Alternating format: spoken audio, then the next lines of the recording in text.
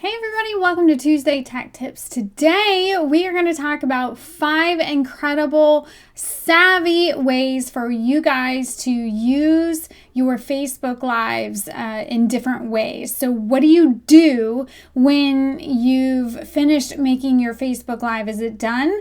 Absolutely not. There's a million things that you can do, but we're going to go over 5 of those.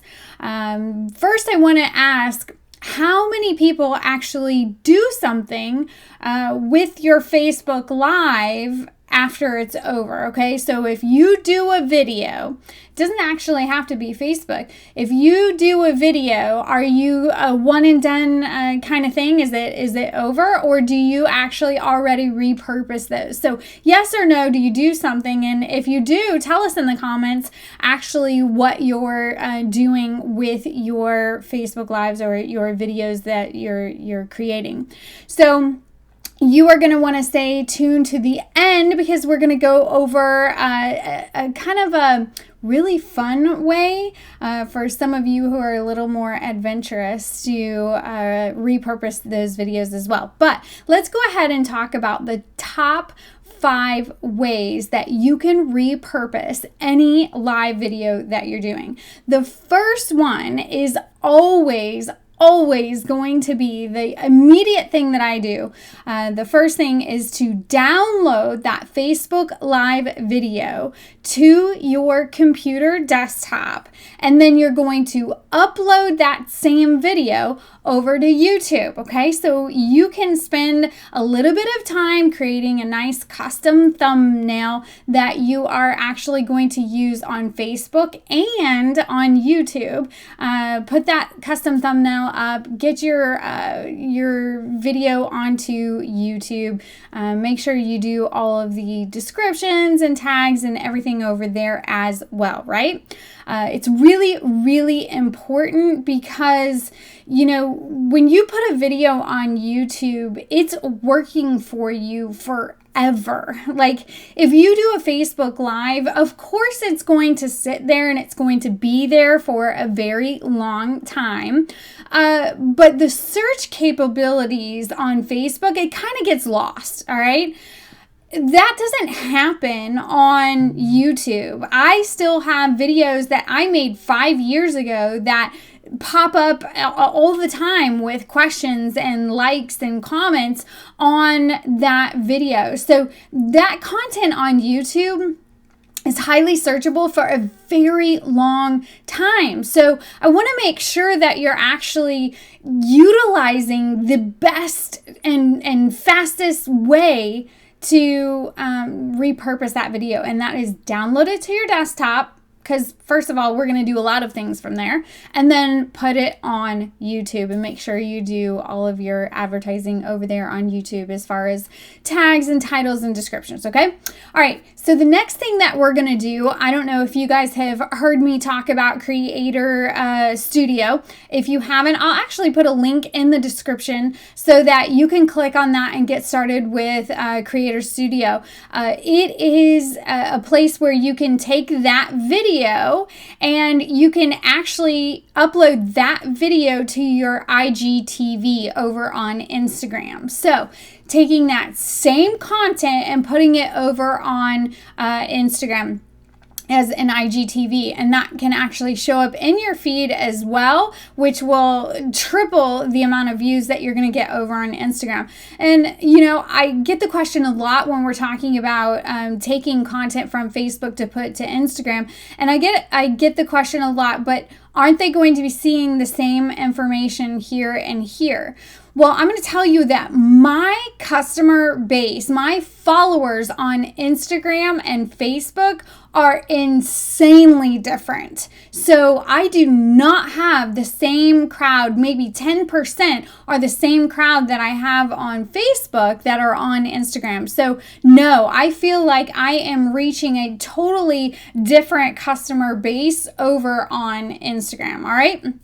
So that's the next thing that you can do. And then we're obviously going to share that link to the Facebook Live everywhere. So number 3 is share the link. You have so many places that you can just share the link. So if your Facebook Live is done, you actually just right click on your video and it's going to say copy video URL. So copy that URL and you're going to be able to share that. You can share that on Twitter. You can share that in a blog post. You can share that in your customer group. You can literally share that anywhere you want. All right. So being able to just share that video makes it really evergreen content for you. I want you to think about evergreen content means that you can use that over and over and over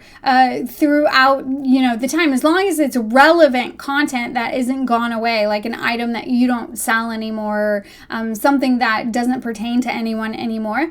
You can actually go back and schedule that for 2 months from now. So right when your live is done, you could actually schedule it to go out a month later just to remind people about it. So it's a really easy way to have content to share on your page. Just think about that as well. And then we're going to talk about email. Number 4 is email. So it's something that we definitely don't think about as much, and I don't tend to focus on it as much as I should because I actually have a blog. But you can take your Facebook Live and actually include it into a newsletter to your customers. So if you do a monthly newsletter, if you don't, that's a whole other ball game we need to talk about if you don't do a newsletter. But you should be sending at least one newsletter to your customers and a month. And then in that, you can highlight some of those Facebook Lives that you've done. Or maybe you've already done a Facebook Live that pertains to this month or something that's going on. You can actually link back to that Facebook Live and you can find those videos easily on your business page. So that's another way to repurpose that content and keep pushing it up in the feeds as well. But really, it's just focusing on serving your customers and bringing them relevant content so that it is repurposed all the time and it's relevant all the time. So think about that. Can I use this again? And think about how you can word it differently to talk about it. So if you were talking about a particular product that's on sale, maybe you didn't say that it's on sale in the video, but you put that in the post itself so that you can repurpose that product video again, right? Just think about that. How can I repurpose this video? How can I make this moment count in this video? And then my suggestion is always going to be take this video that you've put on YouTube and actually make a blog post out of it. So anytime that I do a video, I'm going to repurpose that into a blog post because it's just really great content for Google searches and taking that video that I put on YouTube. I wanted to give some love and hugs over to YouTube, so I'll actually link the YouTube video that I uploaded in my blog post. So again, it's actually being sent to all of my customers inside of, or my subscribers to my blog. So it's kind of a makeshift email as well. When I make a blog post, they get emailed. So again, that's just a really, really great way to repurpose those. So we had 5 things. We had 1, download that video and put it on YouTube. We had 2, which was IGTV. Repurpose that video in Creator Studio. Put it over there. We had 3, sharing the links out everywhere. Just right click on your video and share that video anywhere you want, and literally anywhere you want. 4 was email. Make sure you're including it into your customer newsletters. And 5 is this is your way to do a blog. Everyone thinks blogging is hard. It's not very hard.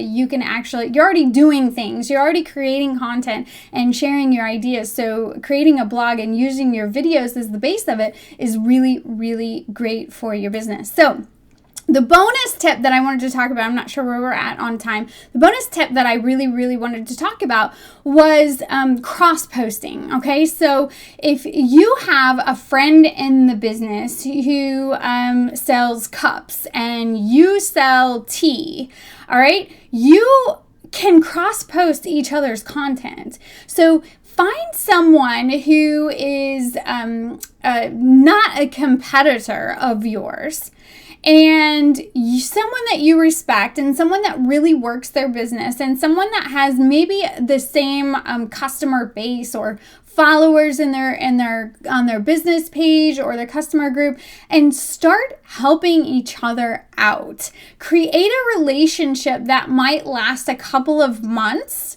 and recycle every couple of months a partnership with another direct sales or another business or a local business.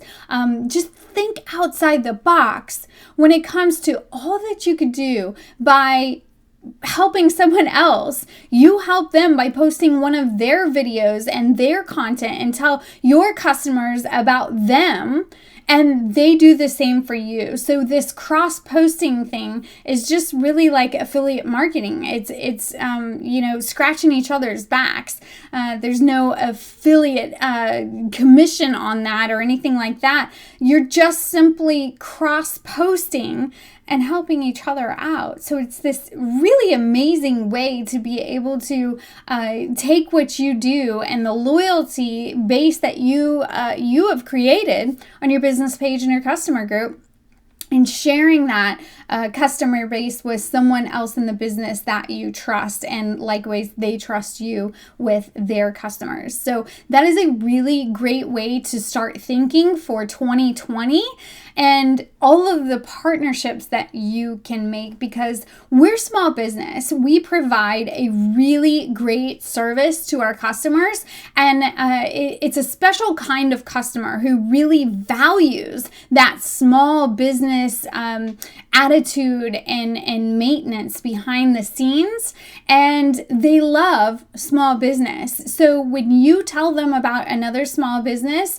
they're more likely to go over there and check it out and see what's going on. So you scratch their back, they'll scratch yours, and you have a new way to repurpose those Facebook Lives. So I would love to hear all of your ideas on how you repurpose them. We have some really in-depth ways. I have about 15 different ways to repurpose videos, but they're really more intense, and I might think about doing some kind of training coming soon. But those are the quickest, easiest 5 ways to repurpose your Facebook Live video. If you love this, make sure that you share this video with a friend, and subscribe, follow Directly Social on Facebook so that you never miss one of these Tuesday tech tips. So easy, 15 minutes or less, and you got it. See you guys soon.